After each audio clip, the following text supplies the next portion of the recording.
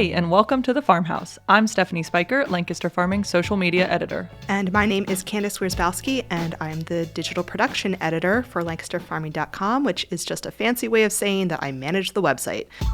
So what are we doing here, Steph? What is this show? What is it going to be about? So this is a show where we'll be discussing women in agriculture and speaking with female farmers, ag advocates, educators, really any kind of woman involved in ag. Because it's important to amplify women's voices. These ladies are out there working hard. In some cases, they're shaping policy. In other cases, shaping young minds. And most importantly, they're feeding our country, and their stories deserve to be told. And speaking of stories, Steph, what's your story? Because this isn't your first time at the ag rodeo. No, it's not quite my first rodeo, and while I didn't grow up on a farm, I definitely grew up around farming. Then in college, I studied journalism and agricultural communications, and during some of my summers off from college, I worked on a dairy farm and also a poultry farm to get more hands-on ag experience. I've been working here as an ag journalist for over 5 years, so that's certainly expanded my ag knowledge as well. What about you? I don't have an agricultural background. I grew up in a rural area. I was surrounded by farms, but I wasn't really in touch with the industry or even really the lifestyle. However, as a consumer who is at least trying to make healthy, conscientious choices for myself and my family, and trying is the key word there, I like knowing where my food is coming from and where my clothes are coming from, or where my wine is coming from. Ah, funny you should bring up wine. It comes up more often than you might think. Because today we're talking to Shelby Watson-Hampton, who has ties to the wine industry. Who is Shelby Watson-Hampton? So Shelby is a farmer. She co-owns Robin Hill Farm and Vineyards in Brandywine, Maryland. She's also an agricultural advocate and is the director of the Southern Maryland Agricultural Development Commission. And she recently wrote and published a book, Grace, Grit, and Lipstick, Wit and Wisdom for the Modern Female Farmer and Her Farm-Curious Friends. She is a very busy lady. On top of that, she also writes a recurring column for Lancaster Farming called Talking by the Tailgate, which you can read on our website, lancasterfarming.com. And actually, from reading her column, I sort of feel like I kind of know her already, you know? Yeah, same here. But let's get to know her a little better.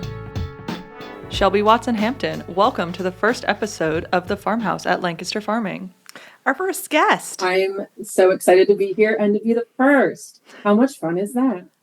We're excited too. So, I'm very nervous. Yeah, a little bit of anxiety for it, but I think as we start talking to you, it will get much easier and much more fun as we go. So we're going to just start all of our guests off with the same question all the time. I think that's a good way to introduce everybody. So our initial question, did you always want to work in agriculture? Yes. I didn't know it would be in the capacity that I'm doing now, but I grew up on a family farm. When I was growing up, our farm was a large tree nursery, like trees and shrubs, shade and ornamental trees, that type of thing. And we also did an agritourism festival. We actually were one of the first in the area back in the 70s when my grandparents started it to do like the Pick Your Own Pumpkin Festival, in October and take a hayride, that type of stuff. So we grew up with that too. And then we always had horses and cows and, various critters. So I got the animal bug very early. I wanted to be a vet, of course, right? I had all the animals on the farm. I was the one taking care of random strays in the garage and the basement and whatnot. So I went to college, University of Maryland, and went to the ag school. So College of Ag and Natural Resources, go Terps. And quickly realized that complicated science, like past orgochemistry 2 and calculus, were not my forte. So backed off the idea of actually going to vet school and figured out that I could be, in another capacity in the ag world and still find a great career. So I've had a couple different things that I've done along the way, and very pleased to actually be in this industry that I grew up in and loved. And married a husband who's also in the industry, and I'm actually using my ag degree. So yeah, it all worked out. Nice. That's awesome. So, as you mentioned, like you grew up on a farm, your family's had a farm for multiple generations. But I was looking into your website, and I noticed that you only transitioned into a winery in 2012. So kind of what went into that decision? And now that you're over a decade in as a winery, how are things going? So in 2012, we started the transition. We did not open the winery until 2017 because it took that long to kind of get where we needed to be with the vineyard. But we started doing on-farm weddings to help supplement that income in 2014. And my husband and I were the first wedding at the farm. So our wedding was like Aw. our wedding That's and adorable. also like marketing and promotion. Yeah. So like all the fences got painted. We used all of our photos for like the first marketing, the website, all of that stuff. So yeah, how it all kind of came about, I'm trying to make a long story short here. My grandfather passed away very unexpectedly when I was a sophomore in college. He was like perfectly fine one day, really sick the next, and was gone within like 5 days. And my grandparents were running the farm, big nursery, half the family worked in the business. We had like 20 other employees, a lot going on there. And over the next couple of years, my grandmother kind of wanted to retire. And so she transitioned the farm. My Aunt Susan, who's my current business partner, and my mom and my Aunt Connie, they were all working there at that time and helped make that transition. And my Aunt Susan ended up with the business portion of the farm as actually her portion. So we kind of went through a couple of years of not doing much, and I graduated college. I went to work at another agritourism farm, Montpelier Farms, which is in Upper Marlboro, Maryland. And I was there for a couple of years, and Susan and I really wanted to revamp the family farming, kind of get it back going again. But the nursery business wasn't really our thing. She had worked there for a long time with my grandparents, but it wasn't really her passion in particular. And we like people. We're people. So we wanted to get more back into the agritourism.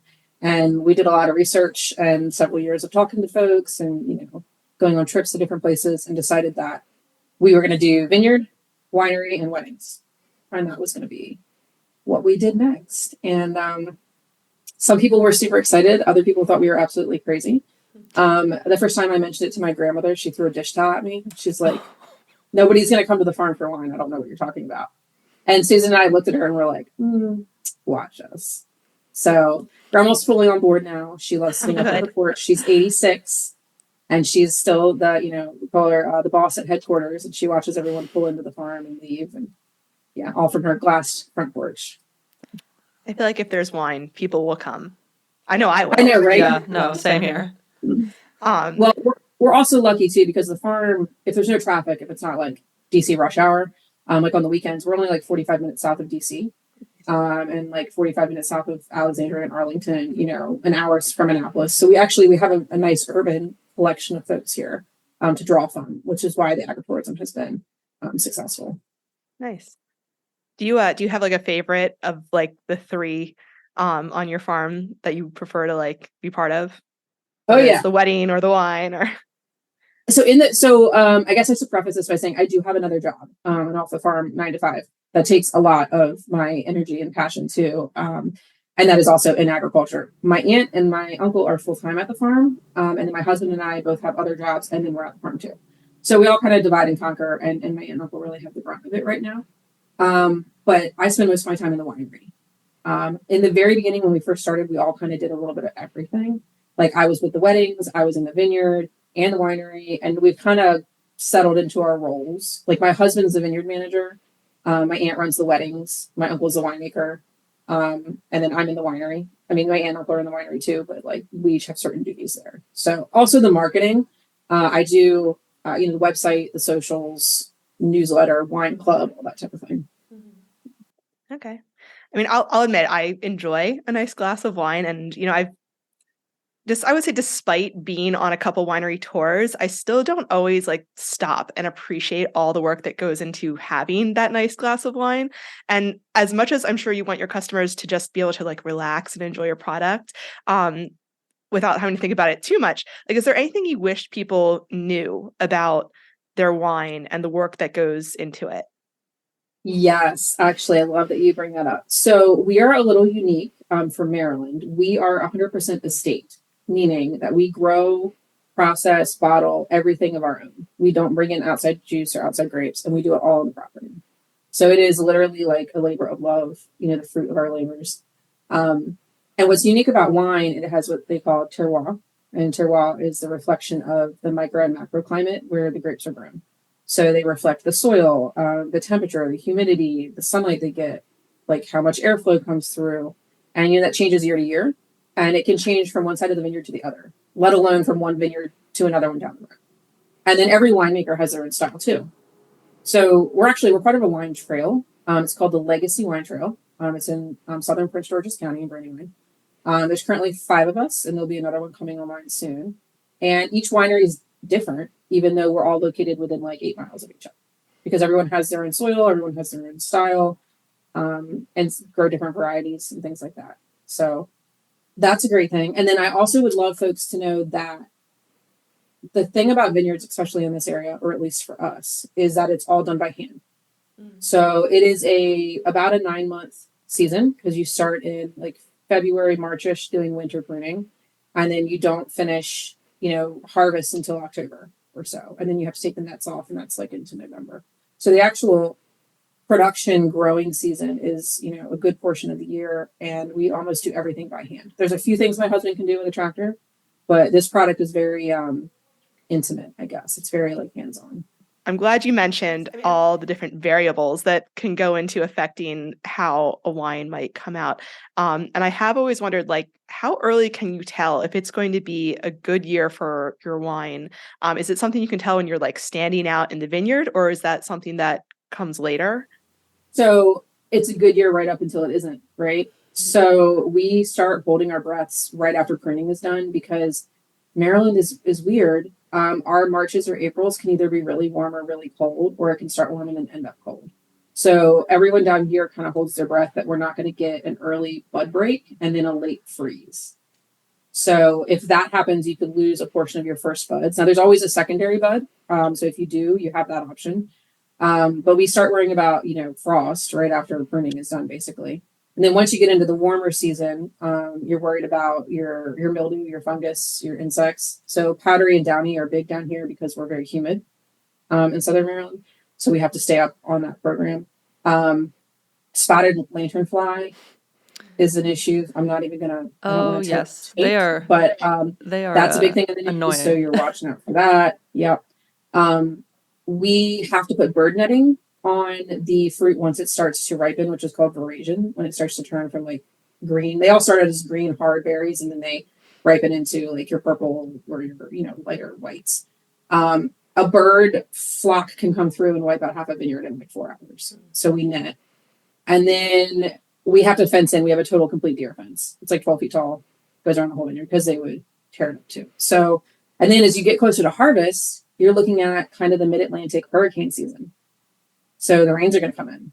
So it is literally nothing is guaranteed until that stuff is in the barn, like until you've got it in the press. But, as you're going through, you're like, oh, this looks great.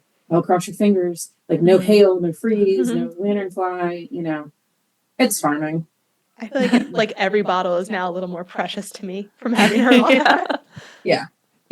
I like how you just finish with, it's farming. I mean, that's just kind of what you deal with.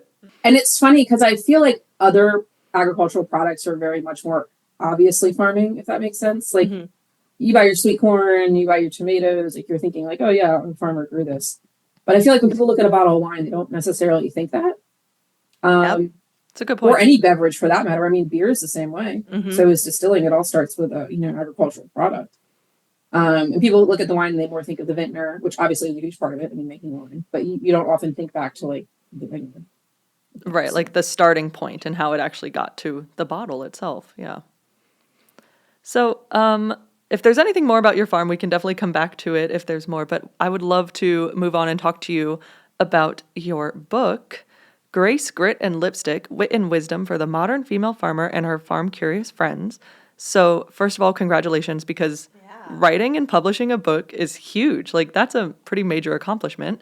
Thank you.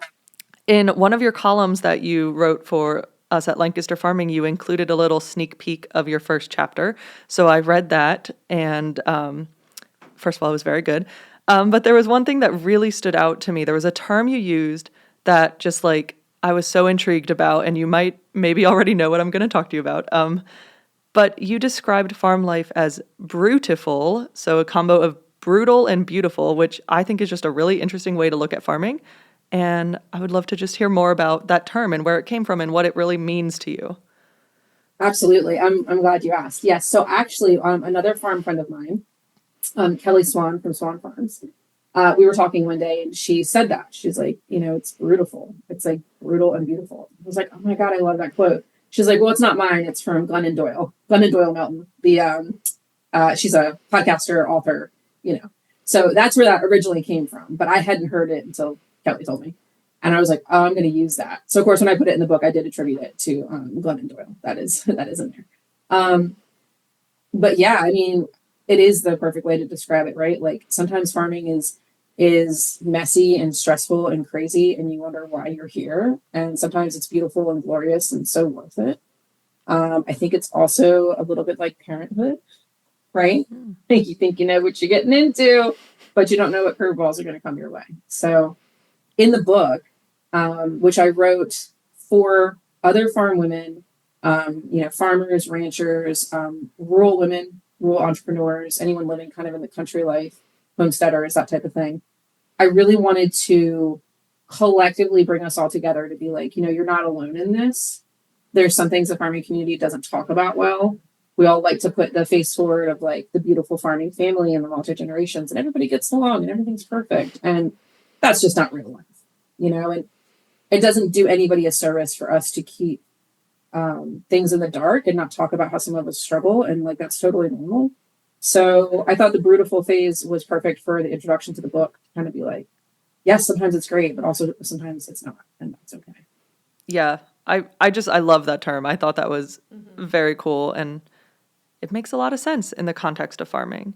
And then the other thing that really stood out to me while I was reading that first chapter was like your focus on the prominence and importance of storytelling. And it made me smile while I was reading it because you wrote, there was a line that said that our stories matter.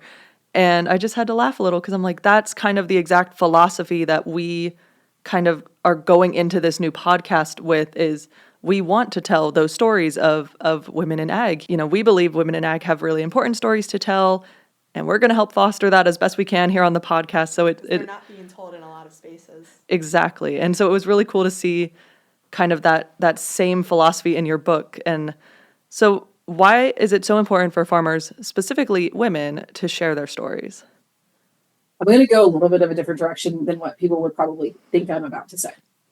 What people probably think I would say is that, we have to tell our stories to connect with consumers, to explain why farming is important, et cetera, et cetera. That's true. But we have been told that for decades, right? Like any ag organization, any commodity group, they're all saying that, talk to consumers, tell your stories. And there are people who are doing that wonderfully. I wanted to focus on farm women talking to each other because those stories matter for our lived experience, because there's only like 1.2 million of us in the whole country, right? And I mean, that's a small group when you compare it to the total US population. And a lot of us feel like we're going through this alone, or nobody really gets it, or the farmer down the road looks like they're doing it so much easier, or the farmer on Instagram, she's got her stuff together. Like her stuff's perfect. Why is not mine? So telling your story in this regard for me, my audience is, the other farm women, rural entrepreneurs who are on this path and need connection. And their stories are important. I feature about 15 other farm women from all across the country. There's a few from the Mid-Atlantic and in other places. And each one of their stories is like beautiful and different and interesting, and none of it's repetitive. Everyone has a different experience, but the commonality that ties us together, is being women. And there's strength in that. And that's what I'm hoping to talk to here. Yeah. I think Instagram, it can be so fun, but it can also be so dangerous and so messy. And yeah. So I'm glad that you're trying to get beyond Instagram. We're trying to get beyond Instagram here. So yeah. Sorry, go ahead. Oh no, I was just going to say in the book, I talk about that, but I coined a new phrase. I call it FAMO, FAMO. So like FOMO, which is fear of missing out, but FAMO is farming and missing out.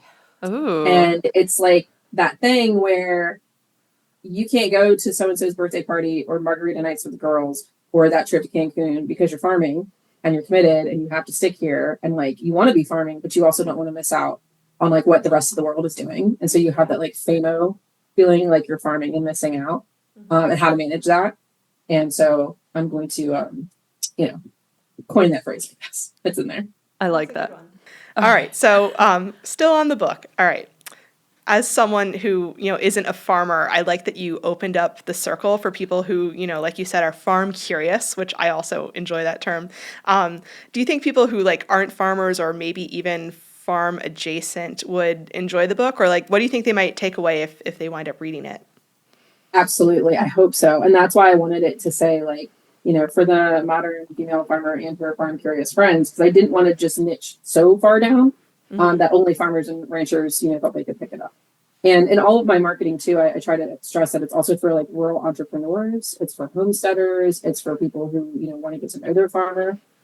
And I'm hoping that ripple effect really works. And I did a book signing recently at Busboys and Poets bookstore in Arlington, Virginia. And someone was talking there, and they had read the book and said that they thought, they don't live on a farm, they're not farming. They come from a rural area, but they live in the city now. And she said she thought the themes through it kind of is like for womanhood. So like any woman could relate, like we talk about the stress of like, being a mom and being a wife and trying to manage all the balls. And like also anyone who has another small business, like working with your spouse, working with your family, it doesn't have to be on a farm. It kind of touches on like universal things like that. But I also think those who are like farm curious are going to get a look into this world that they might not know. And they're kind of getting a really behind the curtain look, not just what we're putting out, commercially that looks perfect and is on the Instagram. This is like, if you really want to know what this world is like come on in. I've got some stuff for you. Awesome. So is the book out now? I didn't actually look. It is. Okay. So where can people get it? Yeah, thank you for letting me do a little plug. So it actually came out on November 15th. Oh, it's like brand new. Mm-hmm. So it came out originally on Amazon and Barnes & Noble and Bookshop, which is like an independent bookstore website. And the first week it was out, it was trending #1 in its category on Amazon. That's awesome. Shelby, that's amazing. And then I think because of that, Walmart.com picked it up. And so did Books A Million. So you can go onto any of those websites. So Amazon, Barnes & Noble, Walmart, Books A Million, and Bookshop. And it's available online for purchase. So basically, we're talking to a celebrity before you completely blow up at this point. Like Oh, you guys are, I hope so, God. From your lips to God's ears. But see, here's the thing. So my publisher and my distributor, we signed up for all the distribution avenues, so like libraries too, and the big stores. So those 5 stores have it in their online catalogs, but that doesn't necessarily mean it's going to be on the shelves in those stores. So that's what we're trying to hope will eventually happen, that if enough people buy it online and leave reviews, that it will prompt some of those stores to actually put physical copies out too. Awesome. We'll keep our fingers crossed. And it is in a Kindle. It's in a Kindle version. It's paperback and Kindle right now, and we are going to do an Audible in the spring. I'm going to record an Audible in the spring. Oh, cool. Okay. Nice. That's exciting. I feel like I'm going to add, I need to add it to my ever growing to be read list on my apps. Yeah, same. And I'm such a book nerd. Like that's what I was known for as a kid in my family, was reading books. I would read the books under the covers by flashlight, at night, and get in trouble for that. I would read it in school, potentially in math class, which is probably why I didn't end up going to vet school. But I was always an avid little bookworm. And in my little kid's heart, I wanted to write a book one day. So I feel like we're all birds of a feather here as far as reading goes. We are all. And also, just in general, at least for me, math, no, thank you. Same. I have to do a shocking amount of math for my work, because I deal with some digital analytics, and I never thought I'd be here. I enjoy my job, but just like, oh my God, I can't believe I have to use statistics on a regular basis. Yeah, I feel like there's the reading, like English literature brain, and then there's the math brain. Yeah. Like all through school, I'm also middle child, but eldest daughter, people pleasing type A in Enneagram 3. So just go with that. I would get straight A's across the board in every grade ever, but I would struggle for that passing C in math. Like that was just my pitfall. Shelby, we have and the same only life. reason I graduated college is because my best friend was an accounting major, and she tutored me through it. So that's what you need. One friend who's good at math, and you're good to go. Shout out to Becca. She knows it. Okay. So we're going to circle back a little to something that you brought up when you were talking about your book. And that's just the load that a lot of women feel burdened under. And actually, when we realized that we were going to be speaking with you, we began thinking and talking to each other about some of your columns that we've read. And by the way, if you've never read one of Shelby's columns, Talking by the Tailgate, they are all on lancasterfarming.com. Anyway, we remembered that there was one particularly moving one that it was published in August of this year, 2023. And in it, you're talking about something that we suspect is unfortunately highly relatable for a lot of women, regardless of whether or not they're an egg. And if you bear with me, I'm going to read a few sentences from that column, which I think paint a pretty good picture of what I'm talking about. So you wrote, quote, "The negative voice inside me says, I don't do enough. I'm falling behind. I need to do more to stay relevant. The rational voice inside me fights back, saying, I know how hard I work to try to be a present parent while still giving up multiple days a week with my son to go work at my job at the winery.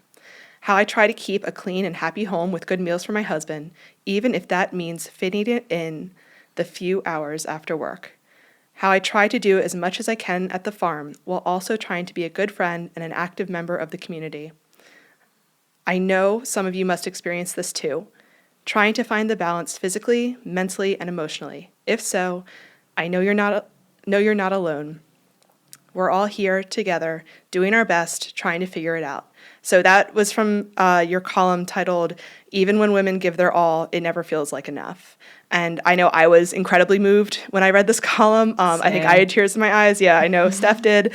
And we just think like every woman can relate on some level to this. You know, we've all had those moments that we know that logically we've been bending over backwards to get everything done, and it still feels like it's not enough. You know, there's always something that society's going to say you could be doing better, whether it's spending more time with your family or business, or even like ironically giving yourself more time for self-care.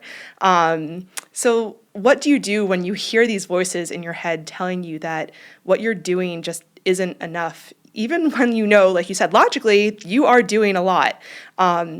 You know, how do you like fight those voices? Because I think every woman has them. Yeah. So as you were reading that, I was flashing back. I actually remember writing that at my desk in my bedroom. We have a small house. I don't have my own office. So, I was sitting there and I was like drained. And that's what was coming out. That wasn't the column I actually sat down to write, but it just kind of poured forth. And I remember writing it, walking away, hitting send, and a couple hours later thinking, oh no, I might have like shared too much. That might have been, I should have maybe talked to a friend and not to the Lancaster Farmer editor on my mental and emotional turmoil at that point. But then I was like, well, if she'll like it, she'll print it. If she doesn't, we'll do something else. So I was glad that it resonated with you guys, because I felt vulnerable in that moment, and then being like, oh God, people are going to be like, why is she complaining? Her life is so great, which it is. It doesn't mean it's not overly full sometimes. And so I'm glad it rang a bell, because I do feel like there's a lot of us out there, and it doesn't matter if you're a farmer or not, right? Like any woman, single, married, mother or not, like we all are caring for our people. Whether that means your husband and your kids, any spouse or your aging parents or your siblings, nieces and nephews. Like women are the center of the family, no matter what your family looks like. And we all are trying to work jobs to make enough money and keep a nice home and, interact with our family. Oh, and you're supposed to like also work out and eat really healthy and go to the farmer's market. And you're supposed to go to every family and friend event. Like, don't miss a birthday. Dear God, don't miss a wedding. And it's like, how did we get here? It's so much. So I don't have the answer to that. I struggle with that on an ongoing basis. And, I have this weird ambition in me too. So I tend to take on more than I should. And I'm really trying to learn from that. I'm 38 now. And as I'm approaching my 40s, I'm really saying, okay, you're going to take a step back. I stepped off several boards and commissions recently, which I had served. I felt like it was time for other people to take over, and that's freed up some time. And my husband and I are trying to kind of streamline our calendars a little bit better, so we're not as overly booked. But it's a balancing act, and I don't really know anybody who's perfected it yet. So if you guys do, let me know. Oh, no, I know. I mean, yeah, it's kind of almost an unfair question. Like, do you have the solution to the problem that's plaguing millions, if not billions, of women? Wait, I do. It's called wine. Yes. Yeah. Full circle, bringing it right back around. I mean, I think, though, what you were kind of getting at, and we're the same age, you and I, I'm also 38, and something that I've gotten better at practicing is the art of saying no. And so just realizing that you do not have to, volunteer for that, PTA activity, or no, you do not need to take on that, extra responsibility at work or whatever. Or it's okay that your kid went to school looking half dressed. It's not the end of the world. I have to tell you something about that really quick because it's not on my socials yet, but it will be. I was home with my son yesterday and it was really cold here. It was like, I don't know, like early 30 degrees, like Oh, yeah. Winter definitely arrived. Yeah, I was working from home, so we'd both been cooped up in the house all day, and I was like, all right, at like 3 o'clock when it's warmer and I'm done my stuff, we're gonna go outside for a little bit. And so I pulled out his snowsuits, which are from last year, and I'm like, oh God. So I get him in it, right? But the legs are like high waters. Yeah. So his sweatpants are pulled down underneath of it. And the crotch wouldn't snap all the way. He's 2. So, still got the buttons in that. And I was like, oh, it's fine. And then I was like, oh my God, I don't have any gloves that fit. So what did he go outside in? Sock hands. Sock hands, gloves. So here's my kid running around the backyard with sock gloves and a snowsuit that doesn't fit. And I'm like, look, I'm just doing my best. We're out here getting some fresh air. He's warm and comfortable. This does not look great, but we're making it happen. So that's all you can do sometimes. Yeah. Yeah. Mm-hmm. But yeah, we both honestly were very moved by that column. And something that stood out to me in that same column, you talked about a longtime customer at your winery who just didn't realize that you were actually one of the owners and seemed surprised when you mentioned that, oh, you're one of the owners. And unfortunately, I don't think that's uncommon for people to just kind of assume that, well, the man owns the farm or does the majority of the farm work or just owns the business or whatever. And, how do you cope with those little annoyances when it comes to not being recognized for who you are and the work you do? And do you have any advice for other women who might be kind of in the same boots where it's clearly, obviously your husband's the owner, not you? Yeah, it's so interesting because obviously, again, another vulnerable moment. I printed it and I was like, maybe I shouldn't have, but here I did. That seems to be the running theme lately.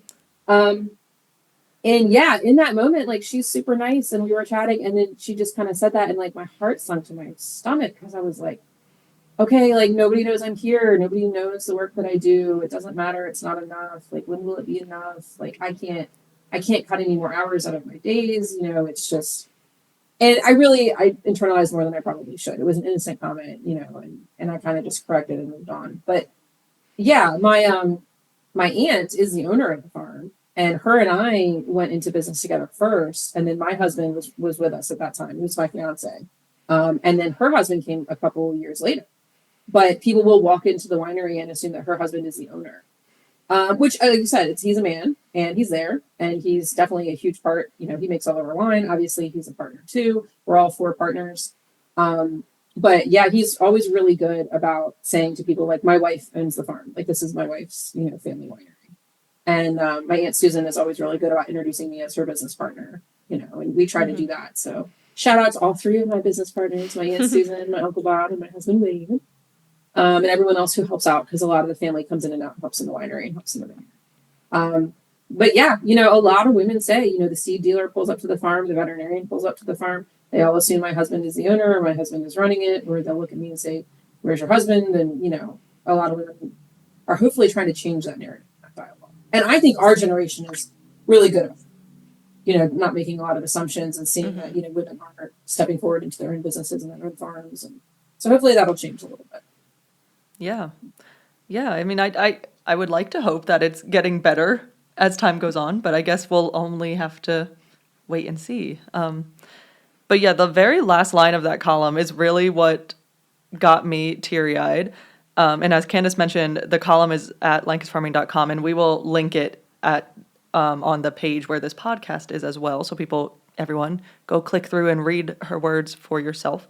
But you said, the very last line, you said, I remind myself that it's enough. It has to be because I'm giving all I've got. And my goodness, if I did not immediately tear up when reading that, because I think that is such a universal thing for women, that we are giving literally everything we have and just hoping that it's enough. Mm-hmm. Yeah, in every aspect, right? As wives, mothers, sisters, daughters, aunts, business owners, co-workers. And you can only divide the pie so many ways. most women are fulfilling all 8 of those roles I just mentioned, right? Yeah. So like, how can you be 100% in each space when there's only 100% of you and you've got all these different corners to fill? So, and of course, that's not new, right? I feel like women have struggled with that since we walked out of the cave back in the day. This is a millennia, like for millennia, Yeah. women have shown up and done the work and tried to figure out how to balance it all. And I don't know. I don't know if we'll ever quite figure it out, but we are doing it together. And that's what's important. It's the village. It's when you know you're not alone in it. You have other people to lean on. You have folks to talk to, resources. That was a big part of the book. I really wanted people to actually connect. So the 15 farm women or rural entrepreneurs that I feature actually put their contact info in the book. Okay. So their Instagram, their website, their Twitter, whatever they're mostly on. So people could read about their small business or their operation and actually reach out if they wanted to. Very nice. I feel like, honestly, go ahead. Oh, I'm sorry. In the mental health section of the book, because there is a chapter or two on that, we actually do include the mental health hotline number at the bottom of that chapter. Yeah. It's so important. Very important. But I really feel like, Shelby, you are the perfect first guest for us, because I feel like your book and our new podcast here, we have a lot of the same like goals and philosophies with how we want, how we want things to go and what we want to do and accomplish with. So definitely bringing you on, number one, first guest ever, I think was a win. I am honestly so thrilled. I was like so excited when it came through the email, and I was like, oh my God. So thank you so much for loving my column and for being interested and for having me on. I really appreciate it. We do have one last question for you, and it's a question that we're planning to ask all of our guests. And it's sort of a big one, I guess, or as big as you want it to be. But what does being a woman in ag mean to you? Oh boy. Well, I wrote an entire 216-page book on that. So let me try to distill that into one soundbite. What does being a woman in ag mean to me? Well, for me personally, it's basically everything. It's my family, it's our land, it's our legacy, it's my love for working with others in this space, for promoting agriculture, advocating for agriculture, and being a part of this community because it is special. The farming community across the country, there's less and less of us every year. I feel like the net draws a little bit tighter. And, I think it's important that we stick together and we have that community in that village. And I think it's a special one. Shelby Watson-Hampton, it's been great talking to you. Thank you, guys. Thanks, Shelby. How do you think that went, Steph? That was great. I feel like, honestly, Shelby was our perfect first guest. Yeah, she's such a busy person, and honestly, we didn't really touch on everything that she does, but I'm really glad we got to talk to her. I think we would need a solid 3-hour podcast to touch on everything she does within the ag industry, but I feel like we got a nice overview, which was exciting. Yeah, and I think we also got into a lot of nice stuff about not just her farming, but just Shelby as a person, Shelby as a woman. And honestly, I feel like I had one of those moments when I was talking to her where, Shelby and I, we don't have a ton in common as far as what we actually do on a day-to-day basis. But I still feel like we're more alike than we are different because of the things that we're both dealing with. Yeah, I think that's kind of a thing, women in general, you can always find a couple things that you relate to with each other. Yeah. So, first episode in the bag? Yeah. I feel like we both feel much calmer now that we're at the end of the episode. I think my pulse has finally settled down. Yeah, and now it can only get better from here, right? Let's hope. So thank you all for listening to our very first episode of The FarmHouse. We were excited to have you along on the journey. I'm Stephanie Spiker, the social media editor here at Lancaster Farming. And I'm Candace Wierzbowski, the digital production editor at lancasterfarming.com.